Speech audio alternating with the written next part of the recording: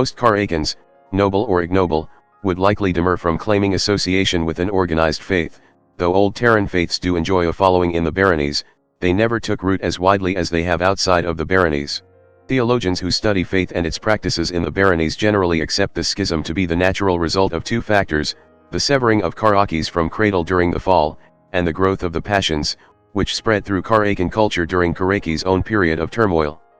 Faith in the baronies is a complicated affair, though baronic society is extremely hierarchical, ritualized, and organized overall.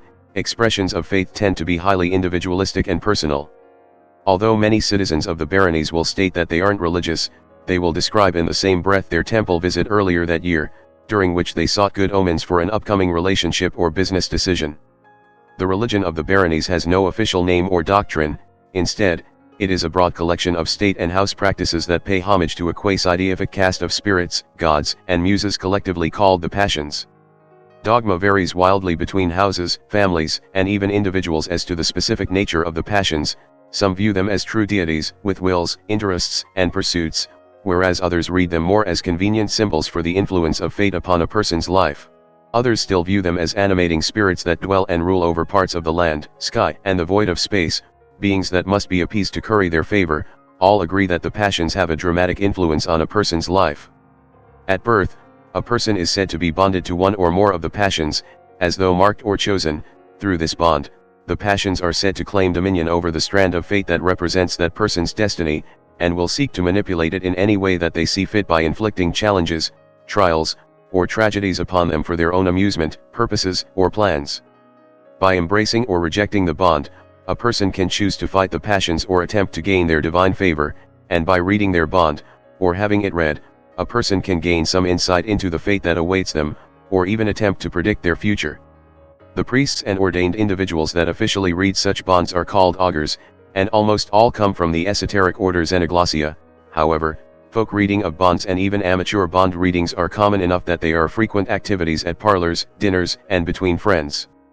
The revealed nature of this bond and a person's belief in it may waver over the course of their lifetime, yet even rejection of a bond is seen as engaging with it in good faith.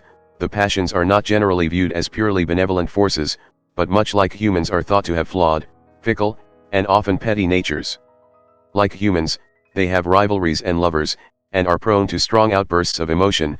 Warring with the passions, especially one to whom one is bonded, is seen as a brave and noble calling, and it is rare that someone embraces their bond without reservations.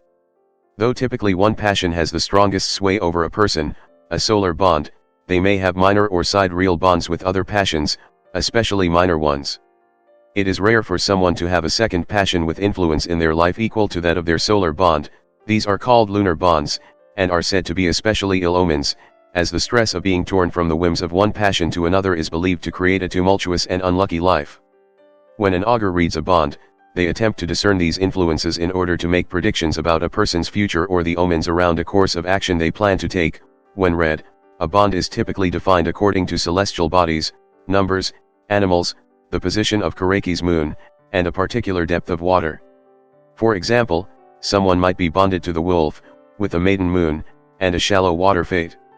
There are hundreds of passions, but 8 major ones that are prominent across the entire baronies: the Titan, the Wolf, the Harlequin, the Broker, the Fool, the Magus, the Builder, and the Pathfinder. These appear not only as objects of worship and augury, but in popular mythology, children's tales, and religious apocrypha.